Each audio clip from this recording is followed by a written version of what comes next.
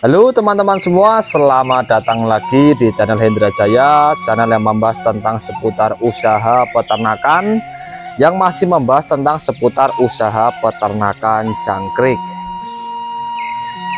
Baik, pada kesempatan kali ini saya masih membagikan bagaimana cara perawatan ternak jangkrik, pemberian pakan ternak jangkrik, dan kendala-kendala ternak jangkrik.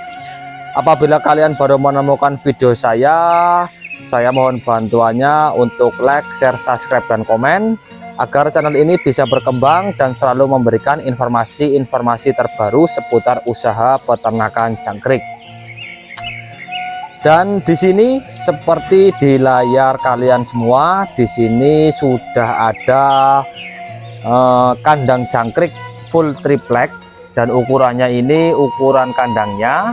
Untuk lebarnya, lebar itu dari sini ke sini itu 1,20 meter, dan panjangnya dari sini ke sana itu 2,40 meter. Untuk alasnya sendiri full triplek, jadi satu triplek penuh, satu lembar triplek itu dijadikan alas, dan tingginya 60 cm.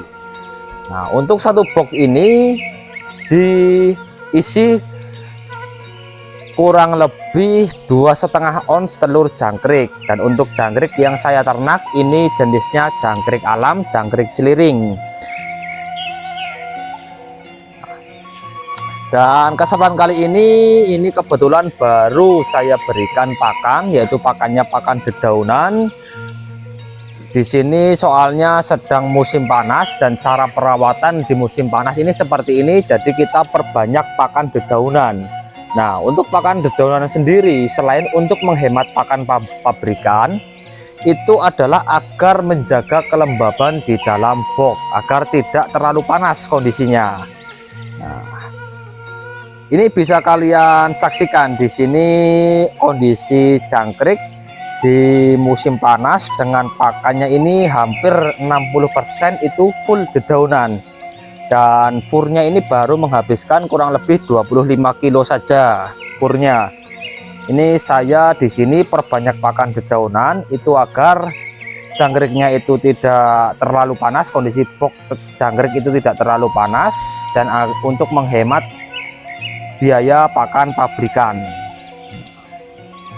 Dan untuk ukuran jangkriknya pun ini hampir sama rata. Ini bisa kalian saksikan di sini usia jangkriknya sudah 2 minggu lebih untuk usia jangkriknya, dan ukurannya itu dengan menggunakan pakan full dedaunan seperti ini itu bisa menghemat pakan kurang lebih 50%. Tetapi untuk pertumbuhan jangkriknya pun hampir sama, untuk ukurannya itu hampir sama. Tetapi kalau kita berikan pakannya itu full dedaunan itu agak ada selisih lah, sedikit selisih dari kita menggunakan pakan full pabrikan. Jadi seperti itu ya, intinya itu semuanya lah, intinya kalau tidak kita berikan pakan pabrikan itu pasti akan ada selisihnya, selisih waktu panen. Biasa kita menggunakan pakan pabrikan panennya di angka 30 hari. Kalau kita menggunakan pakan full dedaunan seperti ini dan hanya menggunakan 30% pakan pabrikan, itu jaraknya selisihnya kurang lebih 5 hari. Jadi biasa dipanen ini 35 harian. Nah, di sini bisa kalian saksikan ini adalah pakannya full ya, full gedebok, full daun pisang. Nah, ini untuk jangkrik pun, untuk jangkrik jenis jangkrik alam ya, ini relatif mudah perawatannya. Bisa kita berikan pakan tidak hanya pakan pabrikan saja, kita berikan pakan full dedaunan seperti ini pun tidak masalah, tidak apa-apa. Intinya untuk pakan pabrikannya jangan sampai telat. Nah, ini kalau sudah berusia 2 minggu lebih, untuk pemberian pakan dedaunannya ini bisa full ya, jadi kita penuhkan saja. Ini satu box seperti ini, kita berikan full dedaunannya sampai medianya tidak terlihat, itu tidak masalah. Ini nanti habis maghrib saja sudah habis. Ini sekarang ini saya membuat video ini pukul 4 sore, nanti ini habis maghrib sudah habis ini daun pisangnya. Nah, untuk pemberian daun pisang sendiri, dedaunan sendiri itu jangan monoton. Monoton itu bagaimana? Jangan hanya satu jenis saja dedaunannya. Apabila hari ini kalian berikan pakan full daun pisang, nah besoknya kita ganti menunya, jangan daun pisang terus. Nanti kalau kita berikan daun pisang seperti ini terus, nanti jangriknya bosan. Kita kasih selang-seling. Hari ini kita berikan gedebok pisang, daun pisang, hari berikutnya kita bisa berikan kangkung atau eceng gondok, lalu sawi bekas pasar itu juga bisa. Lalu banyak lah, intinya pokoknya dedaunan. Daun widuri itu bagus. Lalu bisa kalian juga berikan batang pepaya, itu juga sangat bagus untuk pertumbuhan jangkrik. Nah, jadi kita itu dalam beternak intinya kita harus pintar-pintar bereksperimen. Jadi intinya semua ilmu, semua pengalaman yang sudah didapatkan oleh para peternak itu adalah informasi yang bagus kalau menurut saya. Dulu pun saya awal ternak itu pun semua saya ambil, saya praktekkan dari ilmu-ilmu dari teman-teman saya dulu yang sudah senior. Jadi saya hampir setiap hari itu pergi ke tempat teman-teman saya yang sudah lama beternak jangkrik. Saya belajar, saya tahu kendalanya apa, kita cari tahu, kita cari solusinya. Jadi intinya apabila kalian itu baru saja memulai usaha apa saja lah, intinya kalian jangan malu bertanya. Intinya itu, jangan pernah malu bertanya, jangan pernah malu untuk belajar, karena pengalaman-pengalaman itu sangat berharga.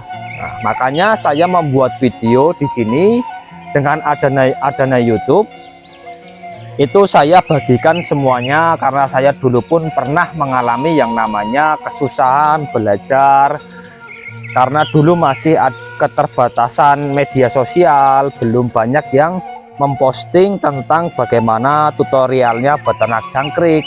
Jadi di sini saya bagikan pengalaman, saya bagikan ilmu untuk kalian semua. Nah, apabila ada perbedaan itu hal yang wajar, semuanya pasti ada yang namanya perbedaan. Intinya semua perbedaan itu kita saring, kita koreksi. Dan pasti semuanya itu ilmu dari semua peternak itu adalah intinya itu ingin mendapatkan hasil panen yang bagus, hasil ternak yang maksimal. Jadi tidak perlu diperdebatkan untuk perbedaan itu. Kita jadikan itu adalah sebuah informasi, sebuah ilmu, dan tidak perlu kita saling menghujat, apalagi kita memperdebatkan hal-hal yang tidak perlu diperdebatkan. Nah, di sini. Dan untuk usia panennya, kalau kita menggunakan pakan full dedaunan seperti ini, itu adalah 35 harian. Dan hasil panennya pun tidak jauh dari panen kita menggunakan pakan full dedaunan, pakan full pabrikan. Paling selisihnya cuma 2-3 kilo lah kalau saya. Asal perawatannya bagus, asal pemberian minum, pemberian vitaminnya, lalu pakan pabrikannya itu tidak telat, kita selang-seling, kita pokoknya intinya kita harus pintar-pintar lah, kita harus pintar-pintar mengolah pakannya, kita harus tahu bagaimana perkembangan jangkrik ternak kita. Jadi jangan sampai kita ternak itu hanya asal-asalan. Kalau kita beternak jangkrik itu secara asal-asalan, ya nanti hasilnya pun ikut asal-asalan. Hasilnya pun nanti akan seadanya saja, seperti yang sudah kita usahakan. Usahanya kita seberapa, nah nanti hasilnya pun akan seperti yang kita usahakan. Mungkin informasi dari saya sudahi dulu. Semoga informasi yang saya berikan bermanfaat untuk kalian semua. Apabila ada kesalahan saya dalam menyampaikan informasi ini, ada kekurangannya, kalian bisa memberikan kritik dan saran di kolom komentar. Sekian informasi dari saya. Wassalamualaikum warahmatullahi wabarakatuh.